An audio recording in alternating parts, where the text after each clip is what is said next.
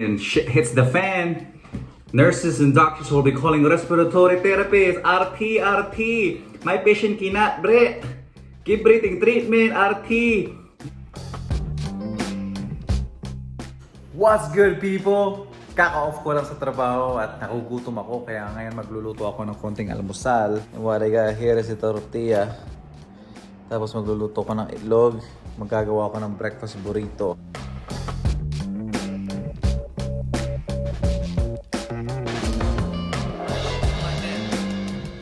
Mozzarella. The more cheesy the better. Yum. Then the eggs. Woo. Sarap. There it is. The breakfast burrito wrap. Nilagyan ko lang ng ketchup sa ilalim. Time to eat, guys. Alright, time to take the first bite. Woo, look at this.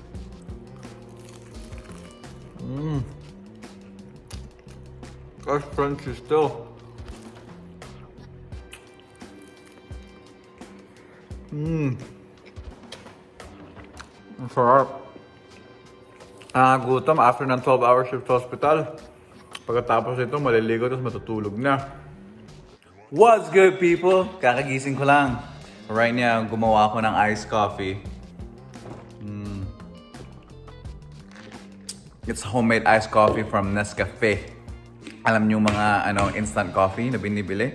I just got it from Walmart. I mean, mas mura to kaysa sa Starbucks, right? It's a cheaper alternative.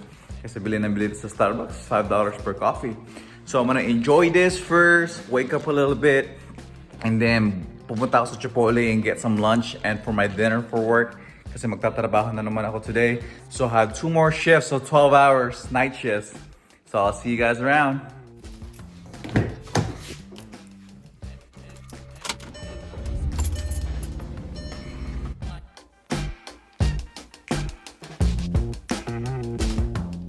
Right now, mag-drive tayo papunta sa Chipotle. Bili na lang ako ng pagkain kasi wala akong time magluto eh. Because right now, it's alas 3 na, 3:30, almost 4 p.m. And I should be getting ready to work like at 5:30. And plus, wala naman si Mama Kenya dito. She's at work, so bibili na lang ako ng pagkain. Anyway, right now, it's such a beautiful weather dito sa California, especially here in Kern County. It's like in the 80s. It's in the low 80s. It's the perfect weather. Walang AC, walang heater. Ang ganda. Sarap mag-drive ngayon. Pakita ko sa inyo kung ano yung view, alright?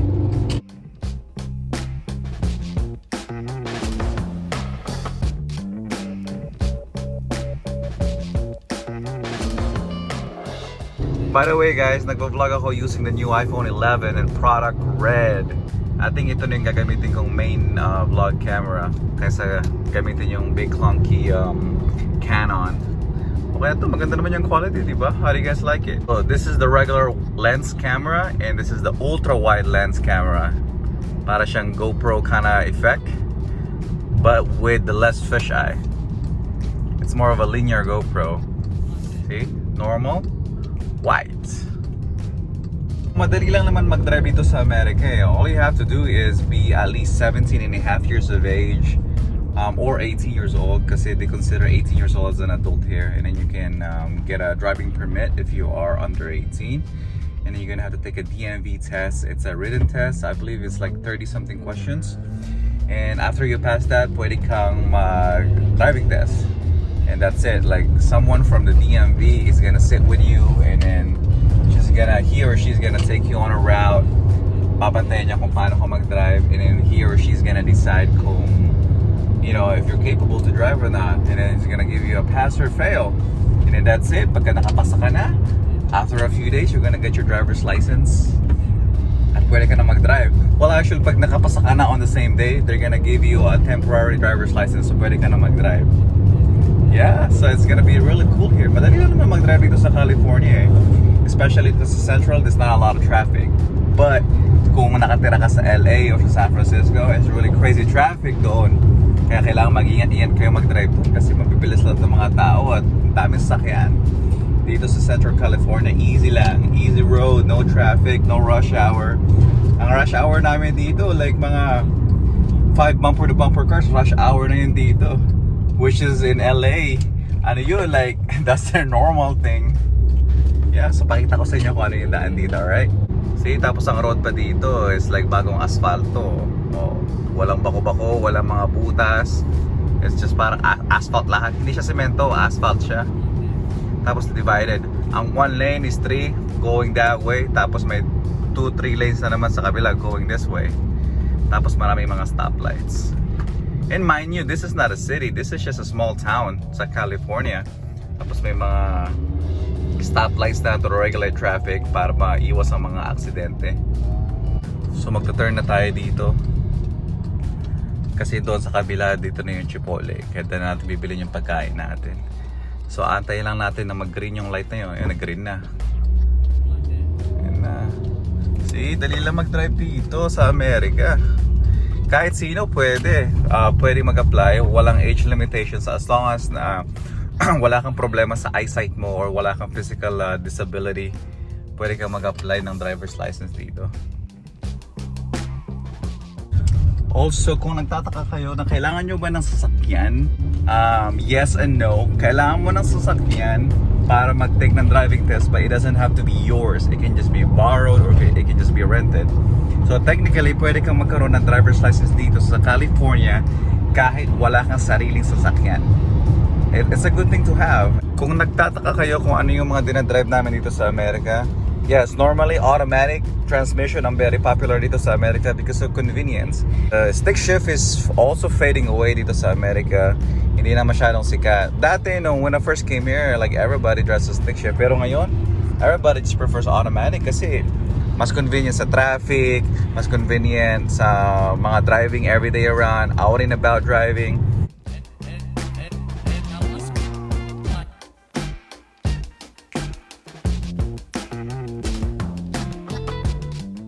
The benefit of having a garage dito sa Amerika ay iwas yung mga car thief. Kasi dito, pagka nagpapark ka sa on side of the road, sa mga labas, paggabi may mga magnanakaw, binibreak in yung mga vehicles, binabasag yung mga windows. So kahit saan ka man sa mundo, may maraming mga magnanakaw, kaya mas maganda pagka bibili ka ng bahay or apartment na may garahe, mas safe. So ito yung Chipotle, guys. This is called the asada bowl. Ooh, tingnan nyo yan, oh. The asada meat is actually new for them recently. It's a carne asada, so it makes it more like a Mexican authentic flavor. So bali, it comes with white rice, it comes with beans, bell peppers, onions, meat, corn, cheese, sour cream, mild salsa, any kind of salsa from medium to hot. Pwede mong ilagay. And this is pretty much it. It kind of look gross kasi mix, but it's actually delicious. You guys should try it. Pag ganito kayo sa Amerika, try nyo. It's kind of similar, so a little bit of Filipino kick in it. So I'm gonna show you guys a little taste, okay? Fun fact, Chipotle is actually my favorite fast food. It's the food na kinain ko throughout college. And hindi pa ako pagod na kainin until now. I still love it. Just right here. So nakita nyo yung carne asadang yan. See, this is the first bite. Oh God. This is delicious. Wow. Woo! I highly recommend this, guys. Pag nandito kayo sa Amerika, it doesn't matter where in America, Chipotle is a very popular food chain na pwedeng mong kainin everywhere. Okay? So, grab some. You can either get this in a bowl na platong ganito or a burrito. But I recommend the bowl kasi mas marami kang makukuhang karne and a lot of foods. You can try different kind of meat. They have chicken, they have barbacoa, they have like shredded pork. They can even have tofu for the vegetarians. Kaya try nyo. Try to play with the flavors. And I'm sure you guys are gonna love it. So it's a recommendations for me. Kaya din na ako kasi pupunta na ako sa Tabaho maya-maya. In about 30 minutes, I'll be going to work. So I'm just putting my scrubs on. If you guys are wondering kung anong ginagawa ko sa trabaho, I am a respiratory therapist. You guys don't know what that is about. I deal with lungs up pretty much. Anyway, when it comes to breathing, mga pulmonary problems, especially yung mga mahilig magsigarilyo, may mga trauma sa lungs, mga ribs, mga thorax and all of that stuff. And kung hindi nyo pa rin alam kung ano ang respiratory therapist, Narinig nyo na ba sa mga TV shows or movies the word pulling the plug? Pulling the plug, you guys heard of that? Yep. That's what we do, guys. That's what we do. We pull the plug. Well, what they really meant by pulling the plug is the ventilator machine. You know, ventilator machine is the one that gives breath to the patients, which is pretty much like the dying patient. When they say pulling the plug, it's just removing the patient from the ventilator, thus pulling the plug, and then they die. But not necessarily pulling the plug from the wall. It's actually my ET tube, which means the endotracheal tube that goes from the, from the mouth all the way to the lungs for breath. That's the one we take out. Tatanggalin namin yun all the way, and then that's when they die. But pulling the plug is not all that we do. Marami pa rin ginagawa. We actually play a vital role when it comes to critical care team, especially in the ER and in the ICU. Respiratory therapists work hand in hand with the physicians when it comes to traumatic arrest, cardiac arrest, any kind of physical trauma, any kind of thoracotomy or head injury. Anything that deals with all of that, we are actually one of the first responders, along with the nurses. We just are kind of like the black sheep of the family, the unsung heroes of the hospital. We work mainly behind the scenes, but when shit hits the fan, nurses and doctors will be calling respiratory therapists, RT. My patient cannot breathe. Give breathing treatment, RT. Give BiPAP, RT. Give intubate now, intubate. Also, one of the most rewarding thing that we do as a respiratory therapist, for me personally, is that I get to deal with micropreemies, which are the babies, like premature babies na hindi pa time mag-born, but we deliver them, because of a lot of problems with the mom. And then we get to intubate them. We give them the artificial airway, the ET2. We put them on the ventilator.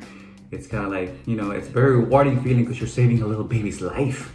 Baby's life was yet to be born. Who's got a few more months in the womb, but they come out and we save them.